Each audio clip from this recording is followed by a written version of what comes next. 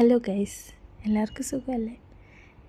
ഇന്ന് ഞാൻ കാണിക്കാൻ പോകുന്നത് ഞങ്ങളുടെ അർമേനിയൻ ട്രിപ്പിലെ ഒരു സിപ്പ് ലൈൻ കഥയാണ്. സത്യത്തിൽ എനിക്ക് ഹൈറ്റും വെള്ളവും ഒക്കെ പേടിയാണ് കേട്ടോ. അതുകൊണ്ട് തന്നെ ഞാൻ ആദ്യമേ പറഞ്ഞു ഞാൻ വരില്ലെന്ന്. അപ്പം നമ്മളുടെ ഫ്രണ്ട് സർക്കിളാണല്ലോ, എല്ലാവരും ഒരേ വൈബുള്ളവർ. അപ്പോൾ എന്നോട് പറഞ്ഞു എന്തായാലും പോയേ പറ്റൂ.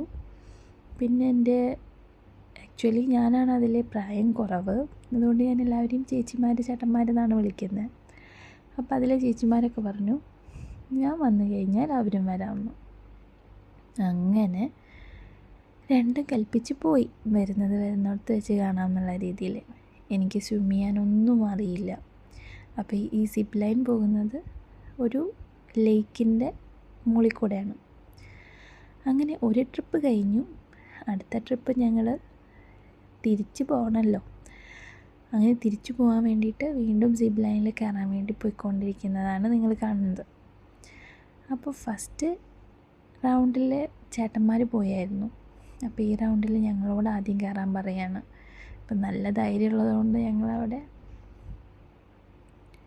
വാക്തർക്കമൊക്കെ ഉണ്ടായി. അതിൻ്റെ ഇടയിൽ ഞങ്ങൾ എന്നോട്ട് കയറി. അങ്ങനെ സ്റ്റെപ്പൊക്കെ കയറി നോക്കുമ്പം ആദ്യം വന്നതിനേക്കാൾ ഹൈറ്റ് കൂടുതൽ തോന്നി കേട്ടോ. അപ്പം അതിൻ്റെ ചെറിയ ഡിസ്കഷൻസും ഒക്കെ ഉണ്ടായിരുന്നു. അവരാണെങ്കിലോ നമ്മളെ കംഫർട്ടബിൾ ആക്കാൻ മാക്സിമം ട്രൈ ചെയ്യുന്നുണ്ട് കേട്ടോ.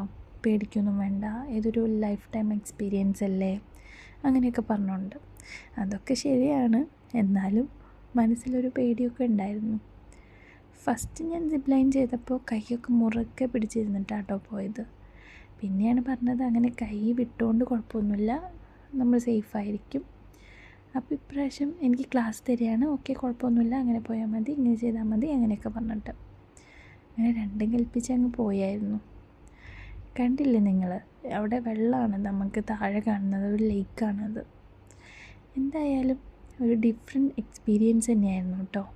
പേടിച്ചിട്ട് ചെയ്തില്ലായിരുന്നുവെങ്കിൽ അത് എക്സ്പീരിയൻസ് ചെയ്യാൻ പറ്റില്ലായിരുന്നല്ലോ. അതേപോലെ തന്നെയാണ് ഞാൻ പാരാഗ്ലൈഡിങ്ങും ചെയ്തത്. അത് ജോർജിയയിൽ പോയപ്പോഴാണ് കേട്ടോ ചെയ്തത്. അതും പേടിച്ചിട്ട് തന്നെ, എല്ലാവരും നിർബന്ധം പ്രകാരമാണ് ഞാൻ പോയത്. അപ്പോൾ ഇത് നല്ലൊരു എക്സ്പീരിയൻസ് ആയിരുന്നു. ഫ്രഷ് എയർ, എന്താ പറയുക, കൂൾ വെതർ, എല്ലാം കൊണ്ടും അടിപൊളിയായിരുന്നു. അപ്പോൾ ഇപ്പം എൻ്റെ ഹസ്ബൻഡ് പോകുന്നതാണ് കേട്ടോ നിങ്ങൾ കണ്ടത്. അടുത്തതാണ് എൻ്റെ ചേച്ചി. ആ ചേച്ചിയാണ് എന്നെ നിർബന്ധിച്ച് കൊണ്ടുപോയത്. അപ്പോൾ അത്രയേ ഉള്ളൂ. ബൈ.